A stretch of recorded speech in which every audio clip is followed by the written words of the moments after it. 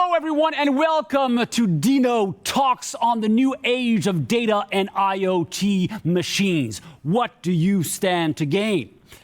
The fourth industrial revolution is very well upon us, and data and IoT are transforming industries.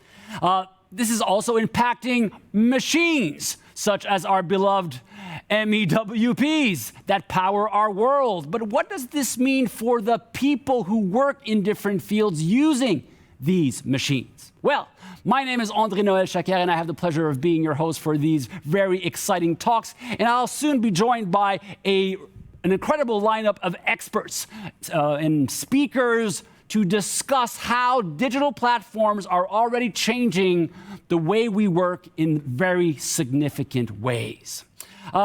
We are probably in for one of the most insightful DINO Talks in, well, perhaps up until now.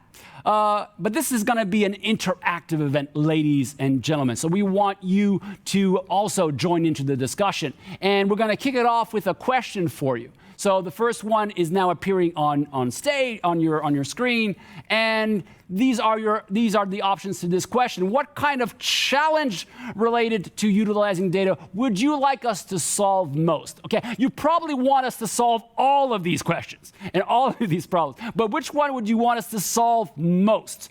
Pick one, and then we'll be asking Dinolift's CEO to join us at the end of the broadcast to comment your answers.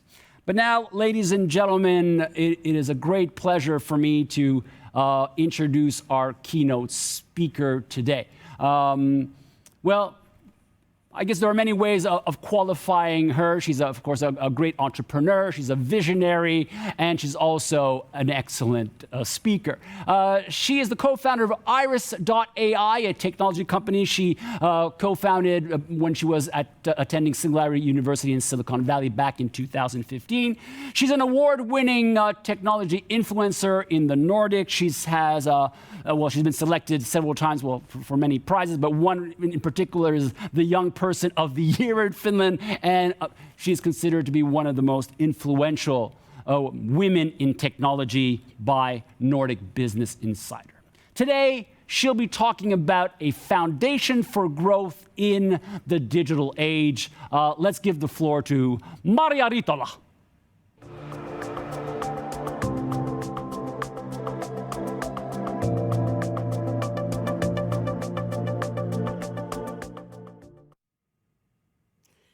Thank you, André.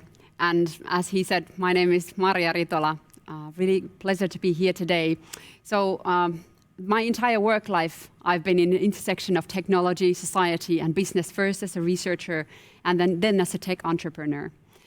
So the digital age, what's crucial from the perspective of value creation in this time where industry is taking new shape with the rise of data and connectivity, analytics, and human-machine interaction. These are just some of the topics that I'll be covering in the next 15 minutes before our panel discussion. But let's start from here. Close your eyes and think about your work life, your career, be it many decades long or just a few years long. What changed the most since you first began in your first job? I bet some of you are thinking, in a way or another, connectivity. World Wide Web was developed about 30 years ago, and that has changed radically the ways in which we interact with each other. This is, of course, part of a bigger wave of digitalization. But now, if we take a bird's eye view and think about the future, try to predict what's going to change going forward.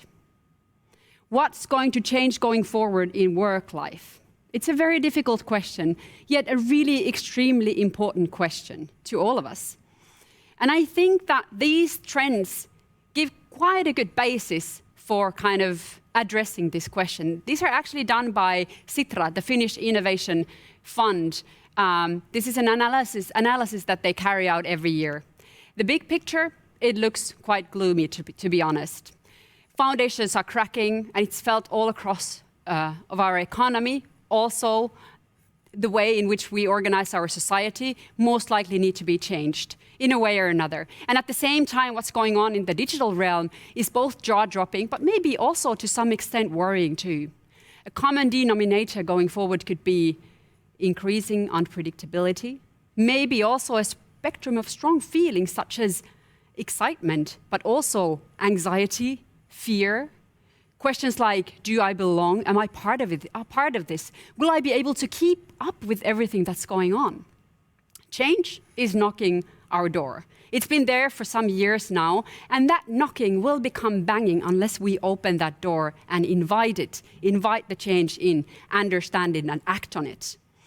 Now, as I mentioned about technology, just to sum up these past couple of months, what's been going on, I collected a couple of headlines. GPT-4 passing bar exam, GPT-4 this and that, explosion of creativity, Moore's law of everything. As someone put it, like, what the heck is going on? I don't know if Moore's law Moore's law of everything is the best way to describe what's going on. But what I know for sure is that still, even though we have the technology here, it doesn't mean that we have created some sort of a silver bullet that will address all of our issues, all of our problems with the snap of a finger, not at all. But it means that these new techniques that we have, that are at our hands, with those we can solve quite a bit of problems. And this is the way I like to depict it. With the current state of digitalization, machine learning as part of it, we become better at tasks such as ideation, interaction, optimization, augmentation, prediction, and many more. And that helps us build a better society. Future energy systems, smart homes, new transportation modes, move the industry forward, sustainable land use, and more. Only if we are smart enough. I just collected a couple of examples here to inspire. So this is a Finnish company that builds, maintains, and repairs the power grid system. So they built a machine vision application that helps the company identify network faults and risk areas in tens of thousands of kilometers of power grid. So they did this because maintenance measures and supervision became extremely expensive, especially in rural areas. So what they did was that they built a system to photograph the power grid components, but then manual image processing was quite laborious, so they decided to build a machine vision algorithm to go through and analyze all the depicted components automatically. And obviously, by doing that, they saved quite a bit of time. Another example, this one again tied to IoT, from food retail sector, where lighting, refrigeration, air conditioning, all of those processes consume kind of large amounts of power. Now, with the zero net on government agendas worldwide, businesses just have to come up with adaptations. They have to figure out how to reduce the energy consumption. So in this case, the full power of machine learning was brought to the challenge of energy reduction. And so what they did was that they went through 2,500 energy reduction methods, analyzed them, and then came up finally with a 46% energy reduction on site. Now, this was achieved by pulling together an algorithm in order to find an optimum mix of existing and off-the-shelf technologies that could then help meet the zero net target. Now, the potential number of options and our different kinds of outcomes was actually a 27-digit number.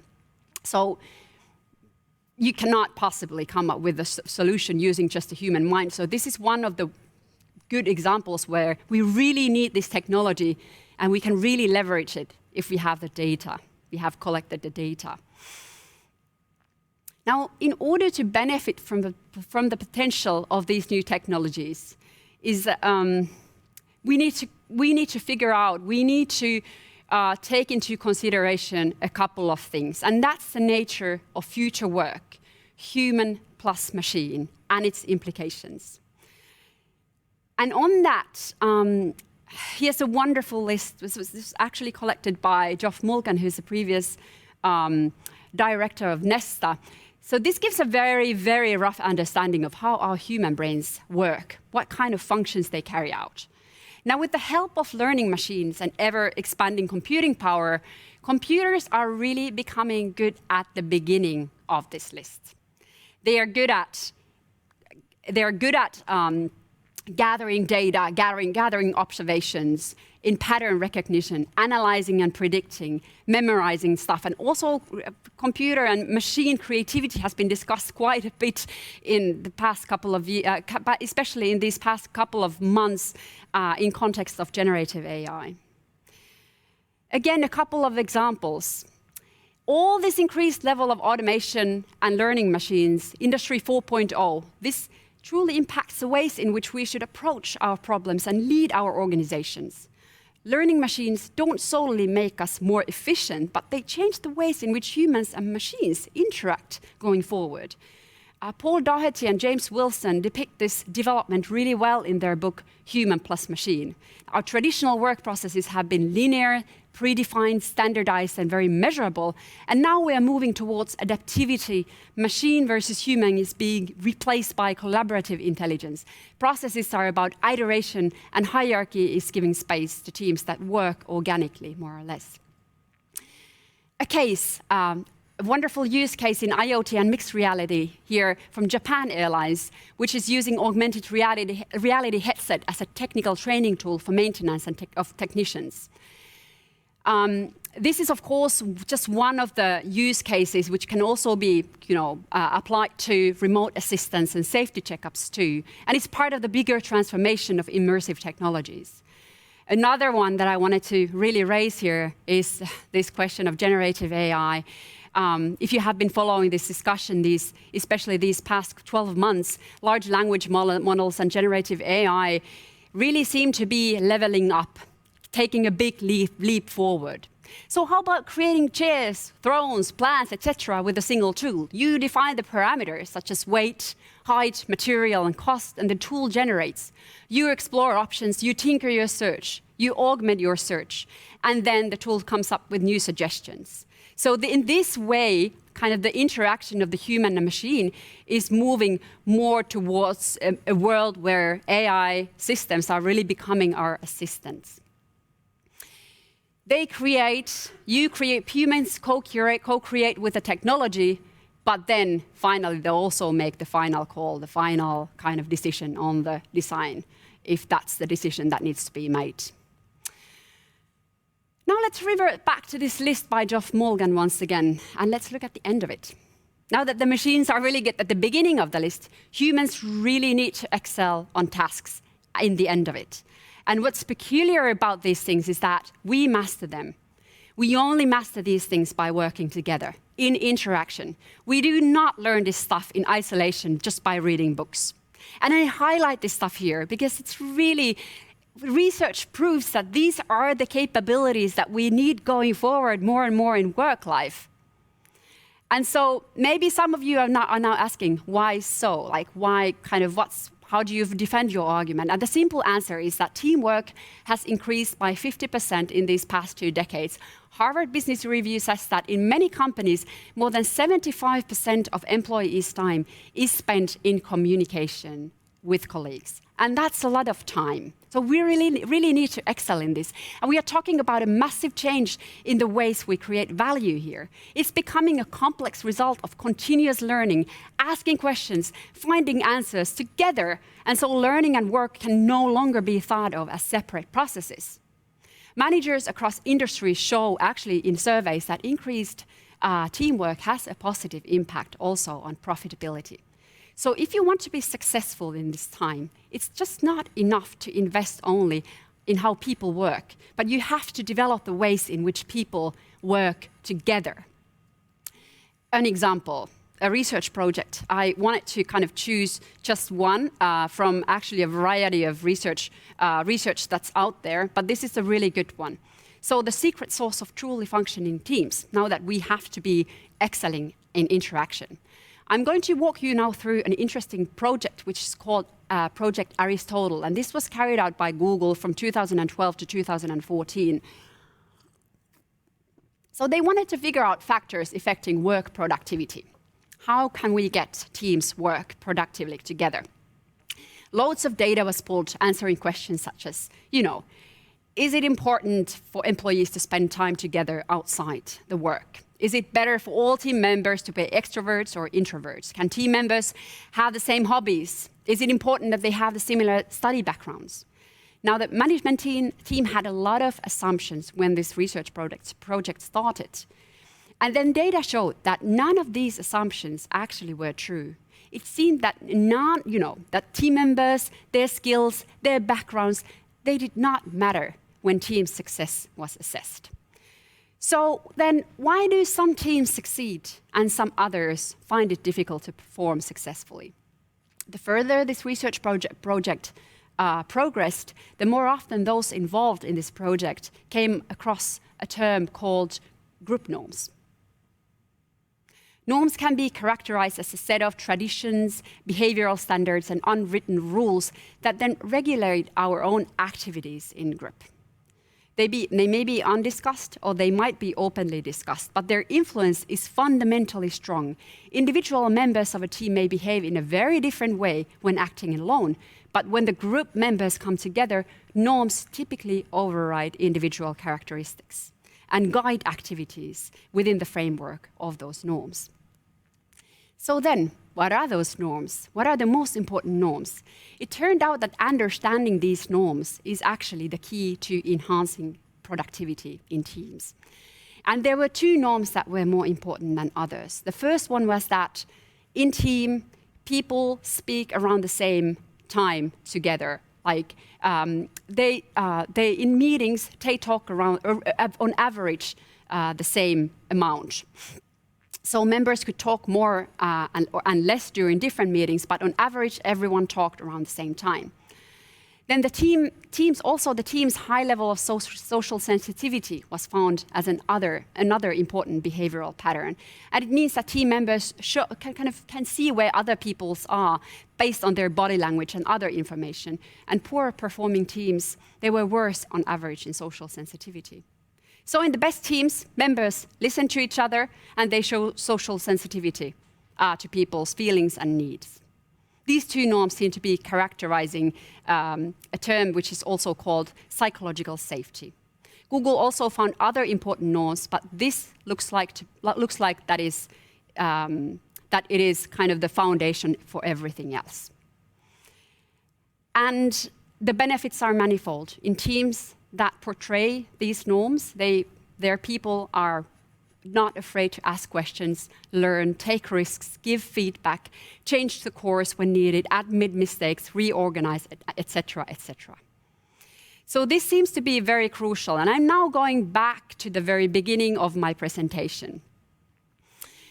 These past couple of decades have gifted us with very rapidly developing technologies that have allowed us, among other things, to connect with each other on many different levels. Now, what lies ahead of us is not just a technical challenge. We need to figure out how can we leverage these technologies. And the most important thing seems to be that we really need to organize. We need to come together and interact in the right way so that we can do that. And that's when we do that, that is when growth actually starts to manifest. Thank you very much. Thank you so very much, Maria. I could listen to you for hours. Oh, thanks. Thank you so much, very much. And what a great way to kick off our discussion as well with our experts who will be talking to us very soon about a lot of the topics you raised. But as a question that came up, you talk about group norms and you talk about human-to-human collaboration. What about this tricky issue of human-machine collaboration? What kind of group norms, what kind of psychological safety, or let's call it technological safety, do we need to develop, to create that kind of synergy, this human-machine synergy as a working unit from a psychological perspective? I think it's a wonderful question, André, because now with these technologies that are at hand, we actually, even the best researchers, AI researchers, say they don't know how the tools work that they have developed. So we have a lot of opportunities around us, but we really need to figure out what they are about. And the term that you coined, just what was that called? Technological safety. I love it. I really love it. Let's write a book about it. It's really good. Yes, mahtavaa. Yes, we will do that. Yeah, let's do it. Because I think that this is really crucial, that we also understand what the technology is about, what can it do, and also, more importantly even, what it can't do. Yes. What needs to be left to the human to decide, to make, to develop, just by us humans and not the tech. So we need to be very careful there now that we are taking so quick leaps forward with the technological development. Yeah. I've been dying to find a way to work with you more, so let's work on this book. Yes. Technological safety. I think we will. Yeah. Thank you so very much. Thanks so much. Yeah. And now, ladies and gentlemen, we are taking a few seconds to set up, and we are going to be discussing this in panel format. Thank you very much. See you soon.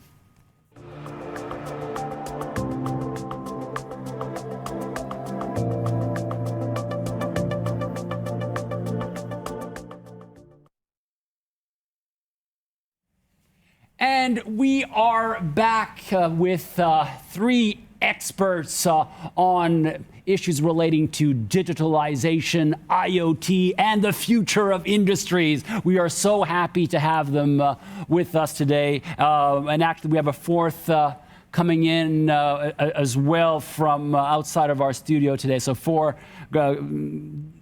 great experts who are going to be talking to us about where the industry is going, especially in terms of digitalization, IoT. But let me quickly tell you who is joining us for this panel discussion, and then I'm going to ask them a tricky question to introduce themselves in just a minute. So we have, of course, Ville Inkilä from Dinolift itself. Welcome, Ville. Thank you. And we have from Futurice, Liisa Paavilainen. Welcome, Liisa. Thank you, André. And we also have from Renta, Juho Perälä. Yes, welcome. Thank you. Thanks for the invite. Well, it's great to have you, all of you, and especially all the way from the UK. We were still kind of hoping he would surprise us with a last-minute flight from the United Kingdom, but you chose to stay away, but I'm sure you will play a very active part. We are so happy to have you from the International Powered Access Federation, IPAF, Giles Councell. Welcome, Giles. Thank you. You can hear us well. Yes, I can hear you clear. And we can hear you as well. Wonderful. All right, I'm going to kick this off with a slightly provocative question to all of you, but it's with a view of telling us, why this is important for you. You're all, I know this, very busy people. It was hard to get you to participate in this discussion, but you still wanted to come. Why did you want to come and discuss these issues with us today? We can start with you. Yeah. I'm always active. I want to try new things. I've been in rental industry almost 14 years and with the access. So I would say I know something about the access at least. And you look very excited about it too. So yes, that's it. Yeah. Yes, definitely. Wonderful. With the data and all the new things that are coming all the time. Well, thank you for coming and sharing your knowledge with us. And Liisa, why did you want to come today? Okay, working as a consultant in a digital transformation together with our clients, I feel that it's not just a technology, it's also kind of understanding the user, who is actually going to use the applications, the services. So that was a kind of motivation for me to also come here. And I also feel that now we have a lot of data that we have available from the sensors, and we can do a lot with that kind of ingredient. And I also feel that it's not only the big companies that have the kind of the benefit of developing new applications, new services, but I also feel that the SME companies are now having available the same kind of asset. And what fantastic things we can do if we'll collaborate between the companies. So you're here to empower SMEs as well. Thank you, Liisa, for coming. And Ville, did somebody at Dinolift force you to come, or did you come here? Sorry, no. No, not really. Of course, the topic is very fascinating, and of course also very current, because we are now providing our own telematics system, MyDino, for every machine that we produce this year on. So it's something that we discuss about with our customers end customers every day. So that's something also that we want to learn more about.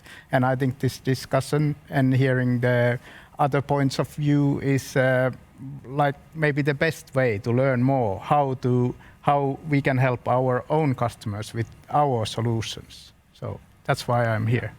Being part of the conversation is always a smart thing with your customers, and thank you so much for coming, Ville. And all the way to you, Giles. What motivated you to join us today?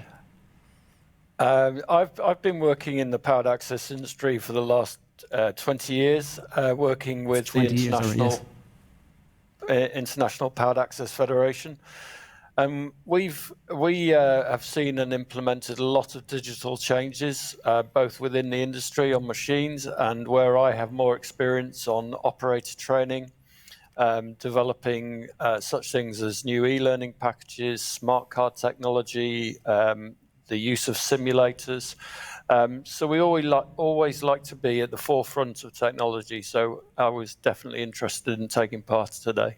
And we are delighted that you're joining us, Giles. Thank you very, very much. I want to start talking about technology with you guys. When you look at these new opportunities, and they seem to be coming all the time, new opportunities with new technologies. But how do you and your teams best harness the potential of these new technologies, tapping into these opportunities, and especially maybe on the back of that, how do all of these technologies, all that are part of this big term called Industry 4.0, how do they actually make the lives of your teams, your companies, the companies you represent, easier?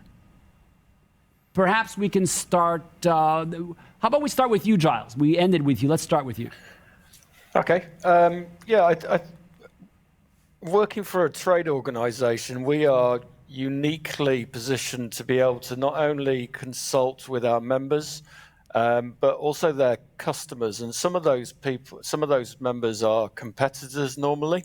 So we're in a unique position to be able to gel the whole industry in developing safe working practices, new learning technologies.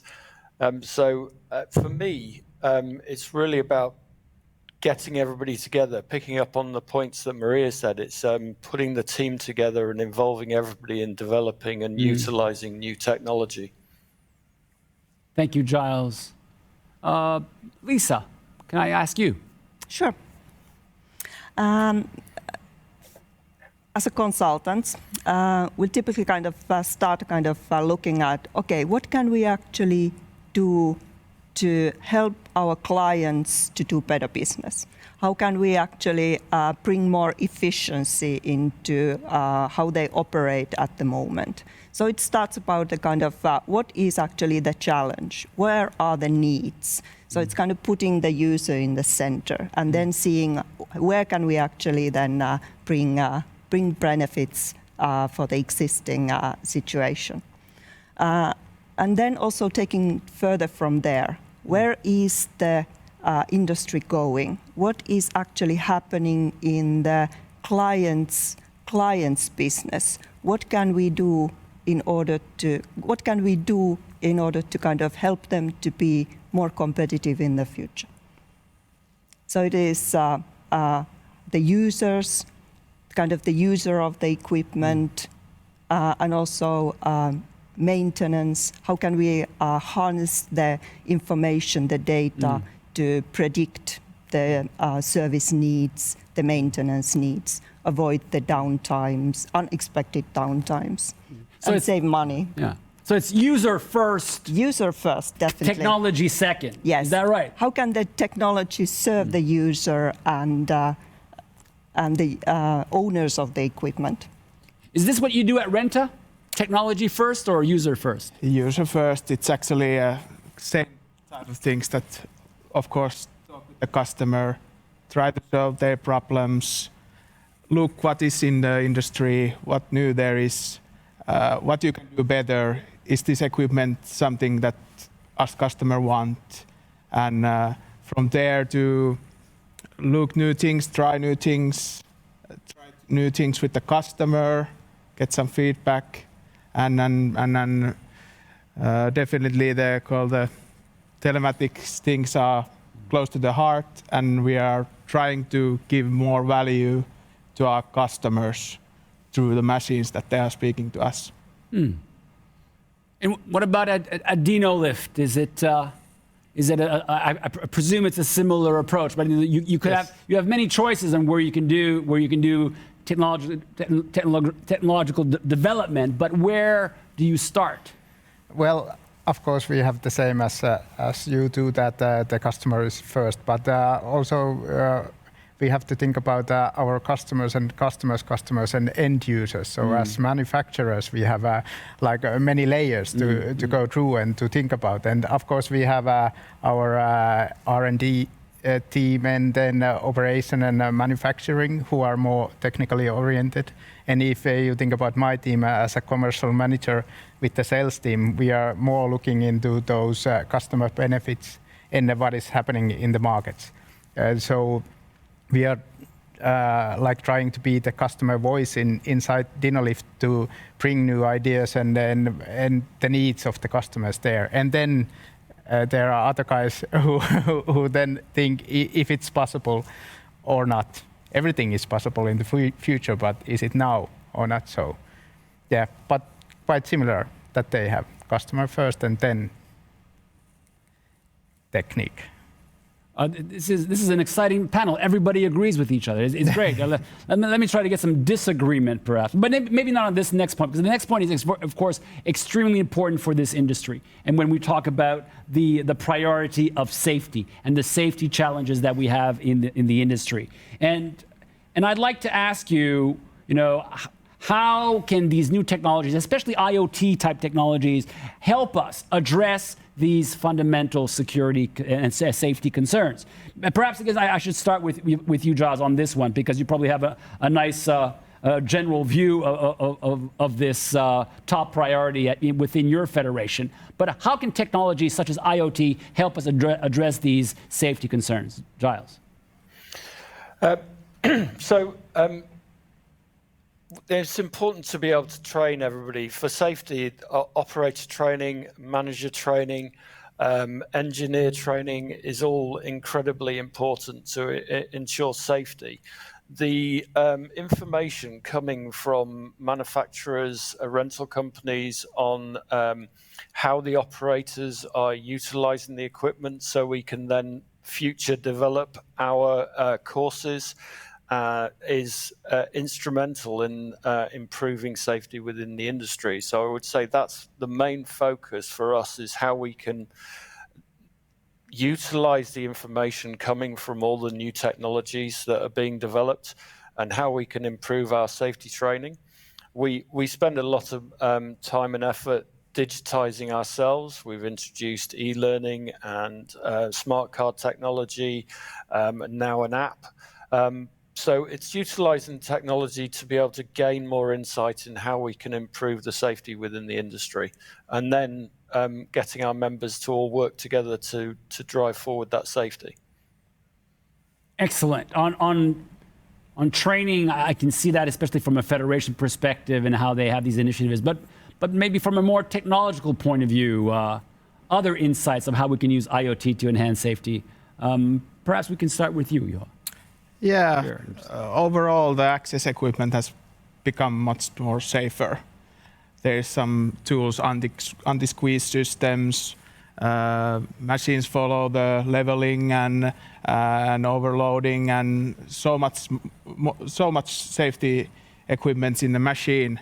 But from the IoT, we know more how they're using the machine, how long, where, are they overloading? Are they in some bad angles and levels? And even soon we will probably see that if their harness is hooked on or not.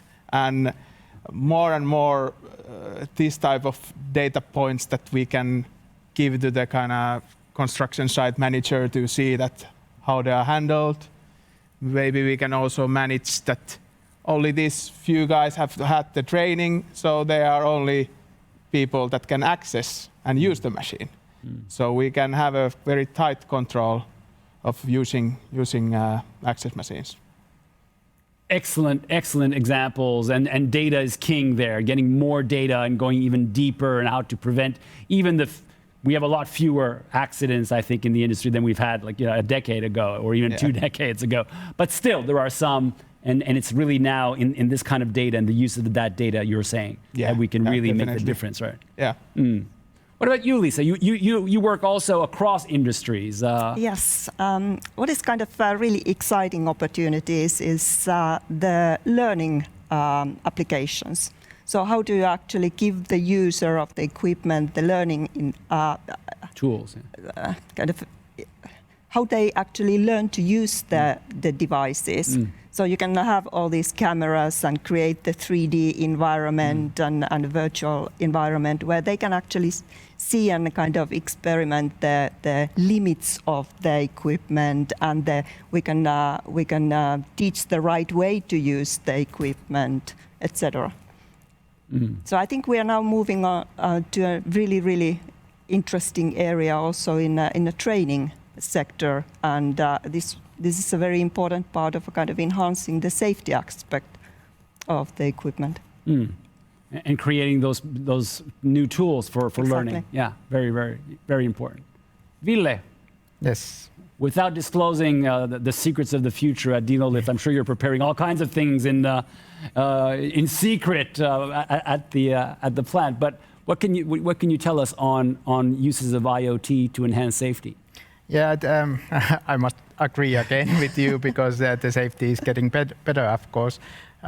When we get more data, we know what happened maybe before some accident that won't hopefully happen. But anyway, with more data, we can do more preventive things to avoid those possible injuries and so on.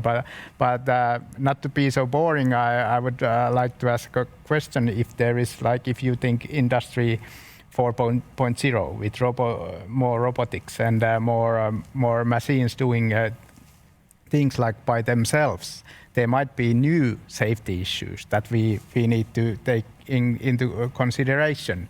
So we don't know yet all the issues that we are going to have later on, because if the future is so that they believe that there are a lot of automated processes also in the constructions too. So,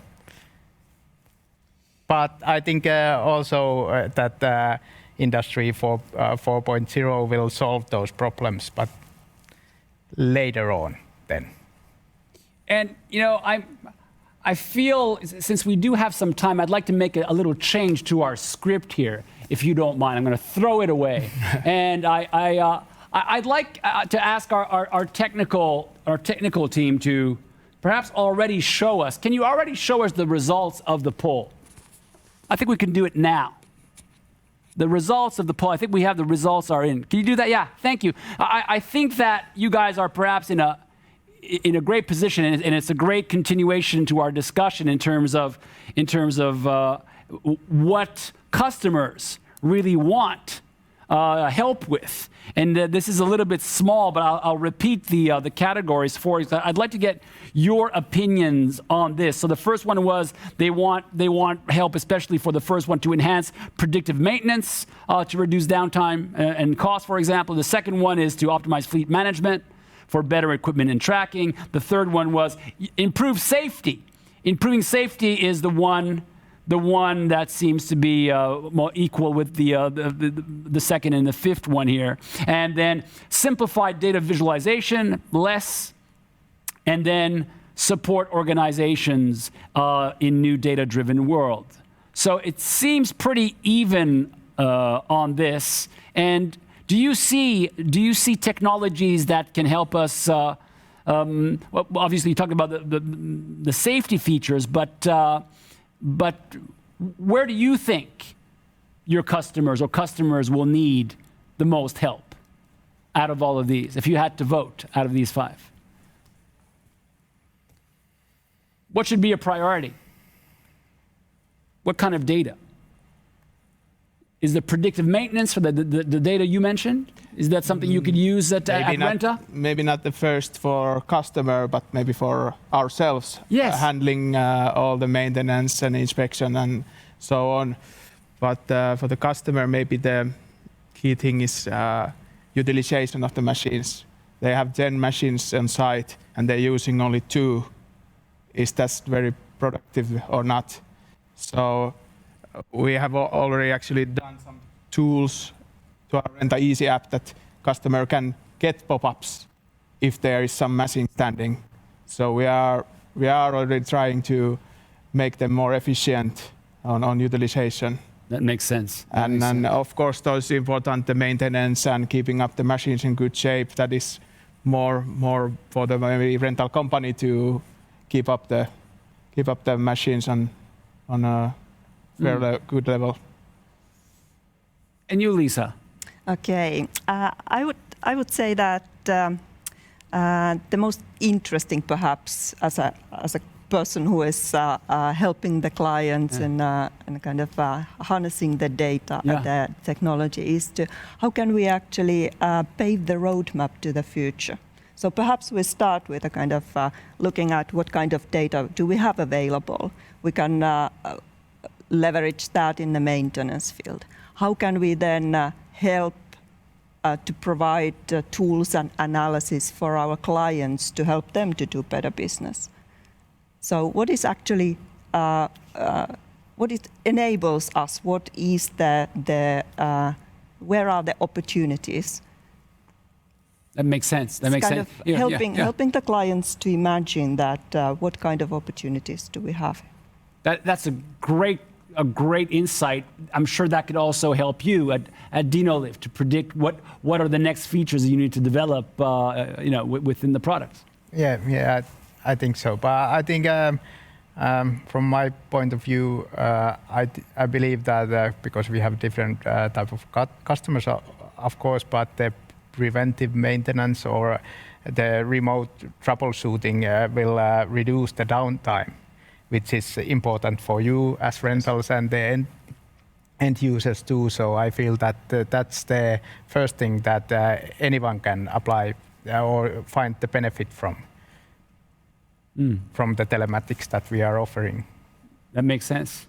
Yeah. And Giles, if you have to pick one, what are the most important things we can do, maybe medium term, in terms of? I would definitely have to focus on the safety elements as important, but it's utilizing the technology that we've talked about today, the data that's coming from the machines. We can use that to understand how people are operating the machines, and then manufacturers can then improve their systems. We study accidents within the industry, and that manages everything that we do to developing courses, but it also we feed back to all of the manufacturers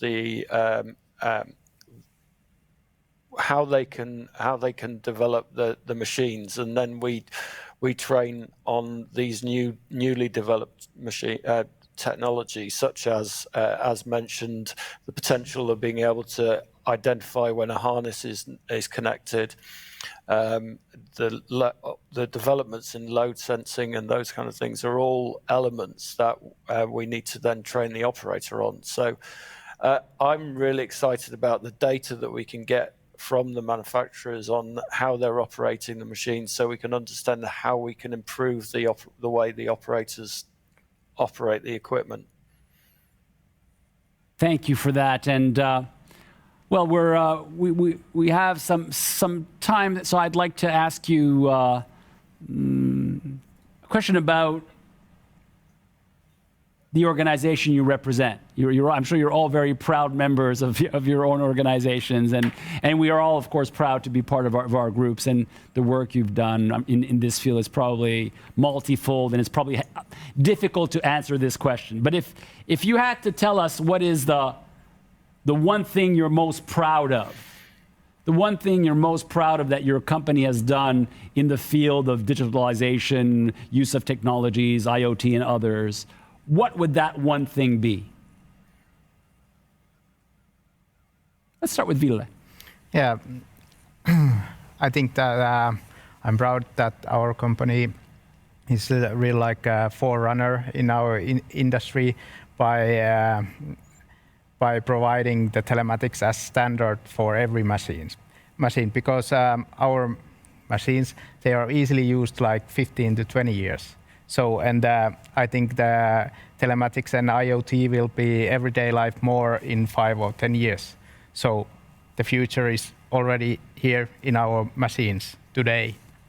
So I'm very proud of that. And of course, Maria was talking about teams. Of course, most proud of I'm of the people working in Dinolift who are creating the future for us. Yeah.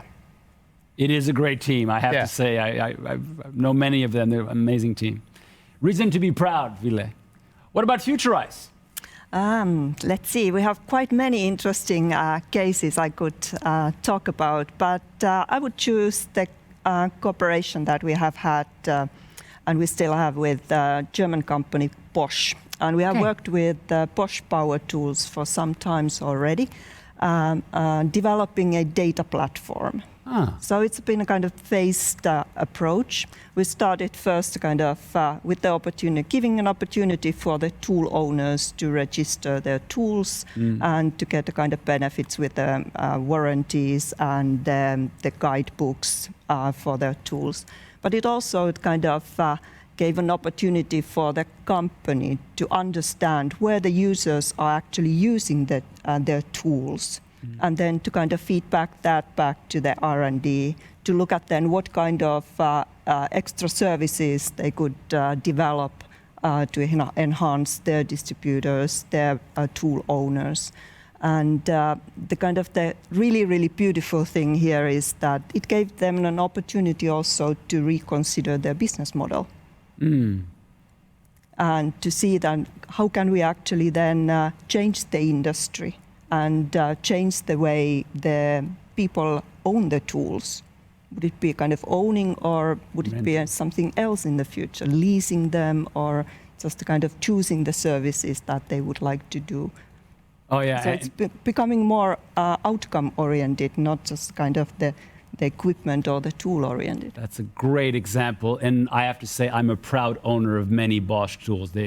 You see, they are the best tools. We are working on my wife forces me to do a lot of building. You see, so at least I have the right tools. At least I have the right tools. So tell us, Juho, what are you most proud of? I'm pretty proud that we are working in this kind of circular economy. So renting, sustainability. That makes sense. We as a young and modern company, we have possibility to electrify the fleet faster than other companies, and we are looking ways to do that even more and more to get the fleet electric. And also through telematics, I'm proud that we are able to create new digital tools and learning from the data and help our customers and bring value to our customers. So the whole package. A lot of reasons to be proud. Yeah. That sounds fantastic. What is IPAF proud of, Giles? I would say we are proud of taking on digital advances. So whether that be the e-learning that we moved very quickly to, enabling us to be able to get the safety message out to more people. The new e-PAL app that we've just released that has huge potential to be able to tie in with machines for access control. We are developing that further and further to be able to look at how we can monitor pre-use checks and familiarizations. And we're currently doing a piece of work to remove the need for any paperwork to be used within our system. So we're digitizing the testing of all candidates. So we're removing the need for any paper, any movement of paper. So that's an exciting project that we're currently dealing with. So I'm very proud of a lot of things IPAF have done. Sounds like a dynamic, modern federation. Congratulations, Giles. We absolutely try to be. Absolutely. Wonderful to hear. And again, we do have some time, so I wanted to have this little surprise question for you that I did not ask you to prepare this one. So here we go.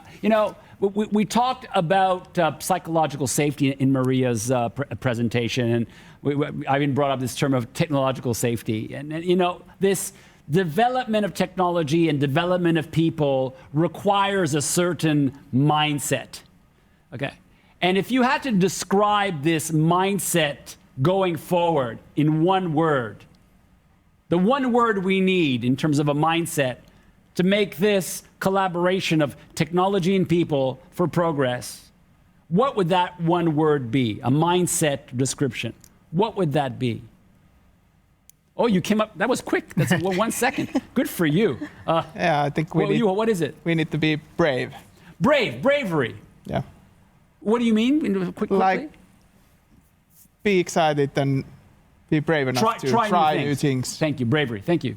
Curious. Curiosity. I really believe that we should kind of nurture the curiosity. What if we'll do it like this? Tell me more about how do you do it? Why do you find it challenging? That's the basis for the learning. That is so important. Thank you. Ville. She stole my word, but I'll pick another one. I think curious, yes, but also flexible. Because it is constantly changing the environment and new technological things coming up. We can't hook up on the old ones. We must be flexible. Super. And for you, Giles, one word that describes the future mindset. What would it be? So I've come up with 3 words so far, and they've all been I need solid. one. So I would say engaged. And, engaged. What I mean by that is we need to ensure that we are engaging everybody that's going to utilize this technology from the beginning. We need them to be on board, and that's about communicating and involving them from the word go when we're developing new technology. Thank you so much. Thank you for this great panel, and I wish you all very engaged, flexible, curious, and brave moments into the future. Thank you so much. Thank you. Thank you, Thank you, André. Thank you.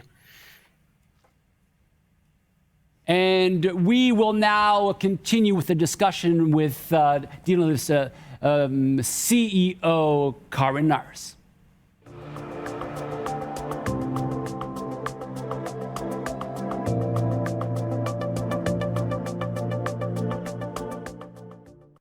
Karin, it's great to see you. Great to see you too, André. Yeah. This time we did this a little bit differently. We didn't take you at the beginning, but we definitely wanted to have you at the end. So I'm going to ask you the typical Finnish question. Miltä tuntuu? What do you think of these DINO Talks? Fantastic. I mean, we have so smart people around us. I enjoyed listening and brilliant comments and brilliant discussion. So I feel happy. But you're so active in this industry. You're with IPAF and all the colleagues. You're everywhere. I see your posts. You're at all these events around the world. So I mean, this is the first question. That's obviously for you as well. After all that you've heard, what do you think is our biggest challenge going forward in the industry? Well. Last week I was at an industry event, the IPAF Summit, and we listened to a lot of good keynotes, speakers, and there was one from Oshkosh Corporation's Jay Ingar, who actually said a quote which I have heard before, but she reminded me of that, and it's very, it describes where we are today. The future is already here, it's just not equally distributed. Yes. So that means that we have all the technologies around us already. We are using them without even knowing every time.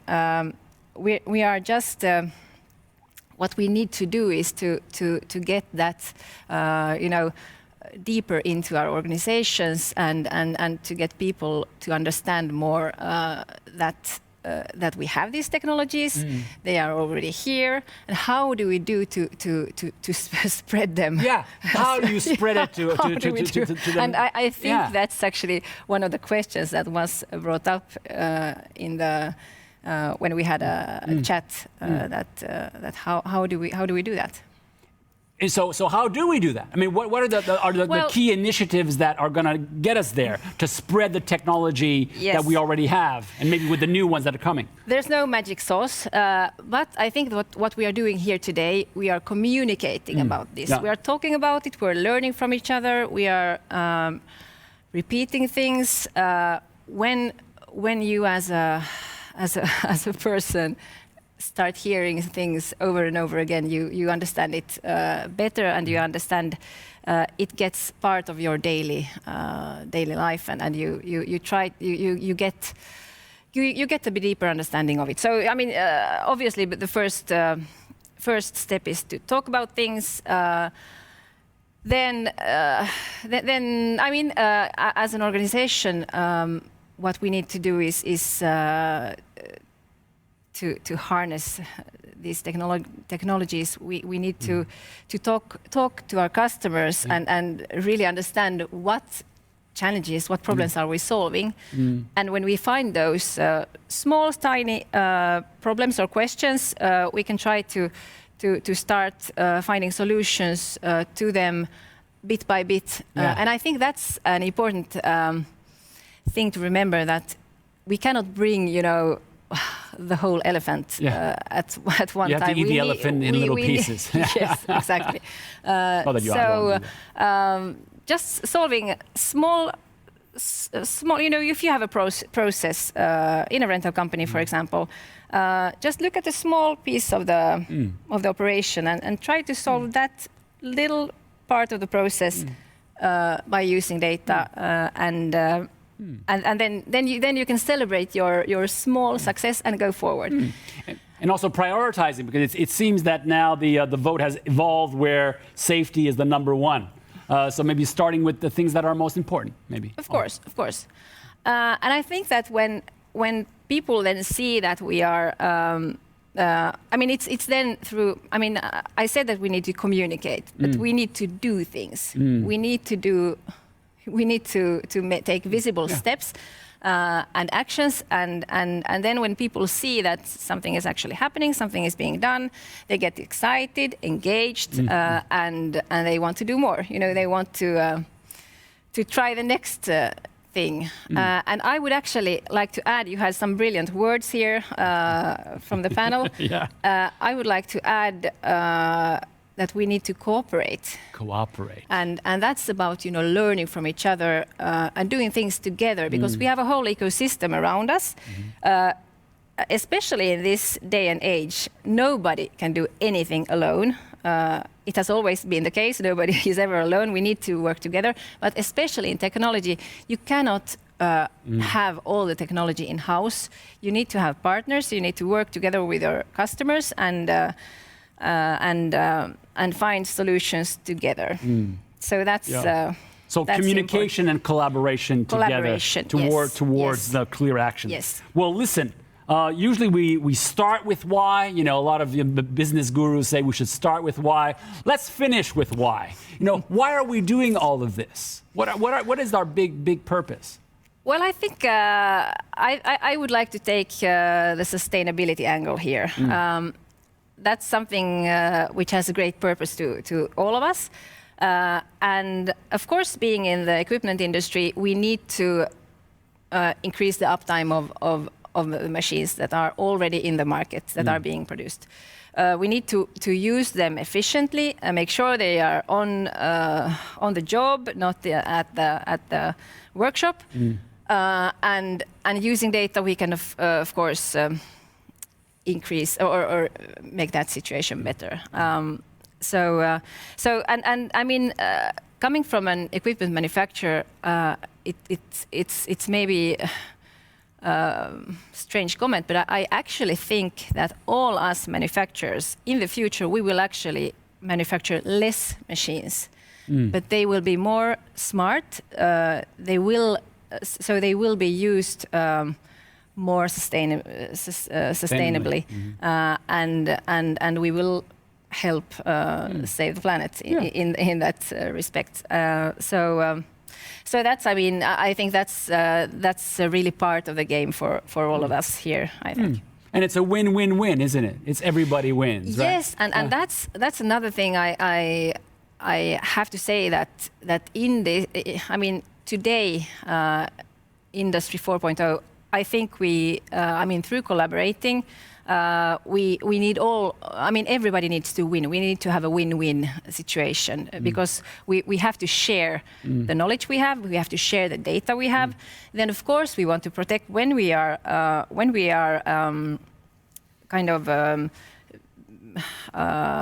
what is jatkojalostaa? Sort of like is it sort of like not filter, but when actually when we are developing it into something more, you know, when we're putting more enhancing, perhaps. More smartness into it, more intelligence into the data.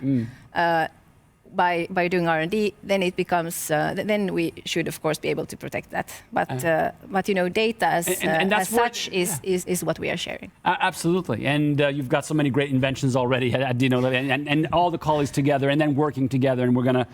It's a brave new future that is ahead of us. But now there's also a brave new summer coming up.